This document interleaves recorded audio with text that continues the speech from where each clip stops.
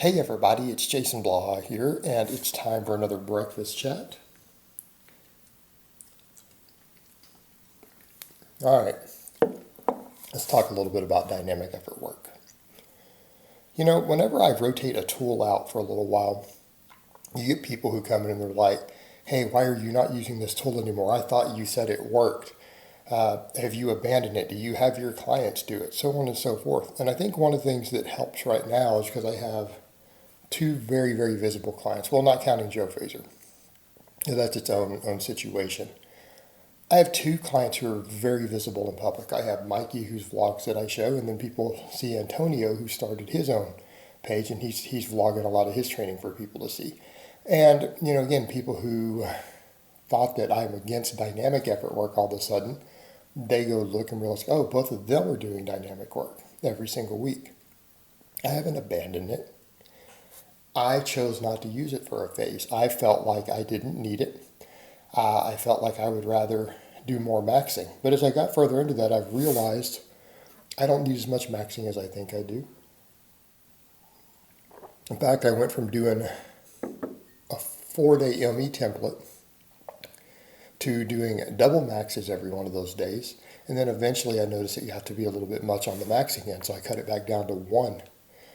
I could very easily get that same number of maxes in 2 days again, right? And I'm not going to do that at first. I'm going to start with just 1 max.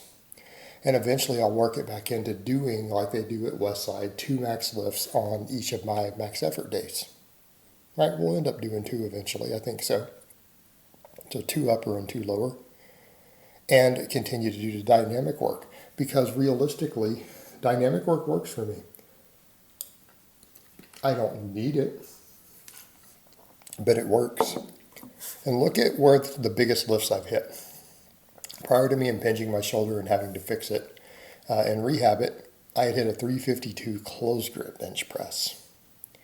I had been doing a long phase of serious band-only dynamic work going into that.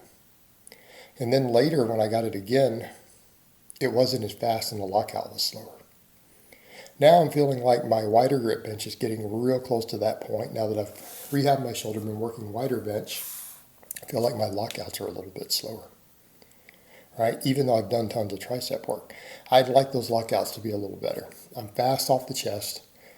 Well, what gives you that speed and follow through? DE work. I mean, it let me lock pretty hard a closed grip bench with the heaviest weight I've lifted since I've been back on YouTube, right? Heaviest weight I've benched since I was, well, before YouTube came out, when I was younger. The same thing with my deadlifts. When did I hit that 625 off of the deficit?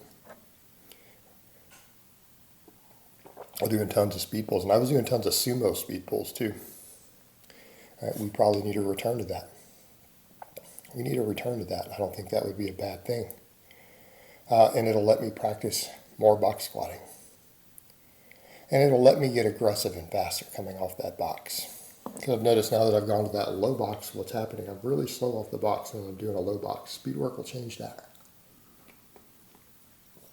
That and it'll make me just more athletic in general. Speed work is not just about, say, powerlifting and strength. It's about overall athleticism.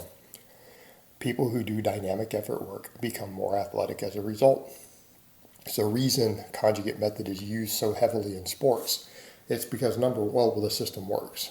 Number one, a system of maxes to where you're rotating them all the time prepares you for a lot of sports better, right? If you have 30 different lifts that you max on every single year, or, you know, sometimes each one more than once, you have to. It trains you to be able to produce maximum force and strain at various angles. And that's what you need in the real world. That's what you need in sports. It's what you're going to need in any serious struggle.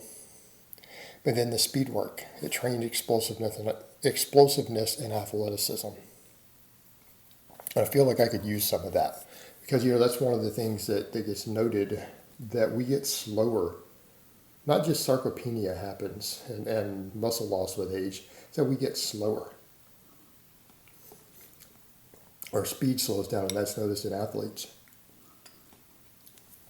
44, about to turn 45. I feel like some of my lifts could benefit from me getting faster again and benefit from me being more athletic. All right. And I may start doing more training geared towards that. Because I already have my situation to where I can do a certain amount of volume, the volumes that I need to get hypertrophy. It's just not that hard. At this point, I'm in good enough shape. It's not a big deal. Plus, I'm in a deficit right now. I'm cutting. For those curious, yes, this is egg whites and white rice. I know that doesn't sound good to a lot of you. I like bland food. I always laugh at that little side tangent. You know, people will say things like, "Oh, you're so fat," which I'm not. You must be eating cheeseburgers and pizza off camera. No, I eat stuff like this because I like it. I'm a hyper taster. Food tastes good to me with no seasoning. If it's a food that I enjoy, I can enjoy it and eat it without anything put on it. No flavor, no seasonings. And I've always been that way. So I have no trouble bulking, eating whole single ingredient foods. I could get up to 300 pounds doing that if I really wanted.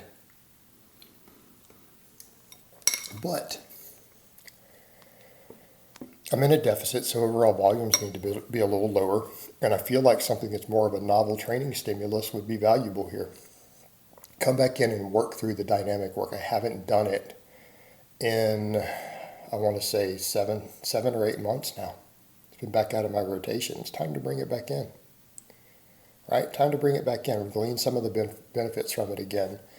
Get a more novel training response back in. And get back to hitting PRs. I may not hit many of those while I'm cutting because I'm dropping relatively quickly. I'm not doing just a pound a week. I think people have noticed that at this point. Pretty fast. Drop down to 3,500 calories, which for me is really low. So I'm basically losing at least 2 pounds a week on lower calories like that, especially since I jacked my protein up. Maybe that's worth its own video. But I would like to put myself back in a situation to where I can get close to hitting some PRs again and maybe try to hit some PRs in spite of the cutting. And again, the dynamic effort work, this is a time to work that tool back in. I think I'm in a key situation to benefit from it and to get that speed up so that also when I do come back out of my deficit and I go back to some maintenance calories, what's going to happen? We'll have adapted to that and we'll start making progress from it. I'll have that speed and power returned and I can use it to my advantage.